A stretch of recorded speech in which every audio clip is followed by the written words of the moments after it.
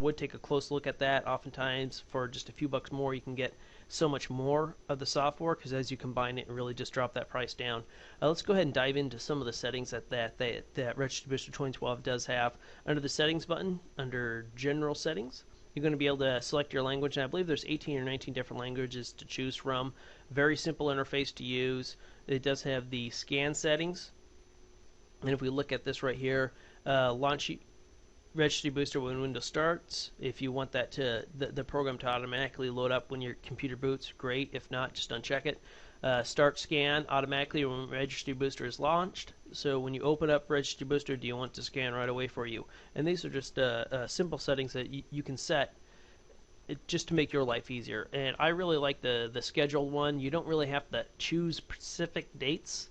All you have to do is say daily, weekly, every other week, or monthly to do a scan. And I would recommend most people actually stick with the bi-weekly one, and that way it's going to do it every other week for you, and that seems to work out pretty good for me. They have a proxy settings. Most people won't use this, but it's nice to be there just in case you want to get updates for your program via a proxy. And then system information is going to be your system information that shows here. It did not pick up my total physical memory, which is I think 12 gigs on this system that I'm currently testing it on, but it may be over its limit. I don't know why it didn't pick it up.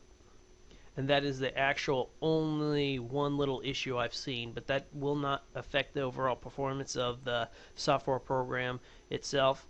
Now, the restore tab is really nice, and we're going to see that I have no registry backups here currently, and that's because in this instance I have not had Registry Booster installed on this particular PC. I wanted to do a fresh scan for you just so you can see the results.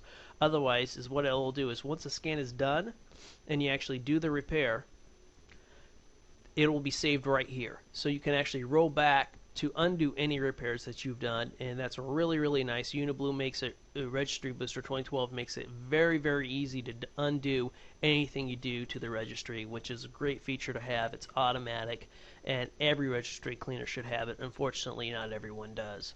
And right here, under the registry scan settings, you just have a few simple things to go through, and you don't even have to. All you really have to do is just hit the start scan button. It's going to scan for you and fix everything. And how easy this program to use is really, really nice. If you do not understand computers at all, you just go over to the overview, hit the start scan button, and basically it'll scan for you, and everything will be checked automatically for you without you having to go in and do anything. Otherwise, if you're more of an expert and you want to gather in, say, no, I just want to focus on users from just this computer only, you have the option to do so under the registry scan settings. For the last scan results, I'll show you the last scans results and the error as well as the damage level, which we have nothing yet. The ignore list in case you ignore specific entries, and this is more for experts in general, or people who computer technicians who are diagnosing problems and the like. This is where they would actually take a look at. As far as the really nice tool that I like is the Registry Defrag, and I do recommend people take a look at it. And basically, what it's going to do is it's going to defrag the Windows registry, basically make it more compact for you, and overall that can speed up your PC. Not necessarily a whole lot, but hey, every little bit counts, right? So let me go ahead and jump in. I'm just going to go to the main page right here, and I'm just going to go ahead and run a scan for us real quick. Everything's selected. It's going to go ahead and scan through it, and I'll pause it here and I'll time it. Right now it's 2:43. We'll just verify that into the system clock right there. And basically it took about 2.5 minutes to run. Time's now 2:45, so yeah, right about 2.5 minutes for us to run through this.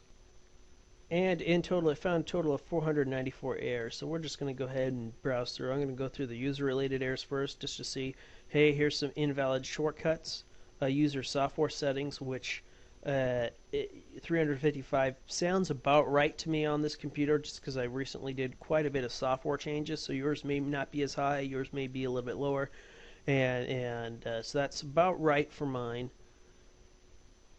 We're going to go ahead and dive into. Let's go ahead and take a look at the system-related errors now.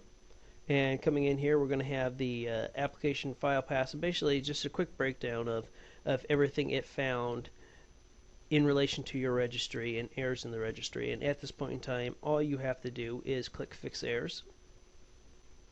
or if you wanted to dive further into it, you can go under Detailed View, and it'll actually tell you the file paths, and you can actually take a look at all this now. I don't expect many non-technical people to actually analyze their log and look at it, and that's the nice thing about Registry Boosters. You don't have to. It's very, very simple. All you have to do is hit the Fix Errors button.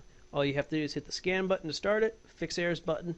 It's automatically going to go back up. It's automatically going to fix up the errors, back up your registry, repair the registry, and then you'll be good to go. So now that that scan is done, I'm just going to go ahead and run the scan one more time. Oh, continue scanning. And the purpose of me running that second scan is just to see what else it can pick up a second time around. You'll find with a lot of subpar registry cleaners out there, what'll happen is, yeah, it'll find 10,000 errors the first time around. The second time it finds another 5,000, then 6,000.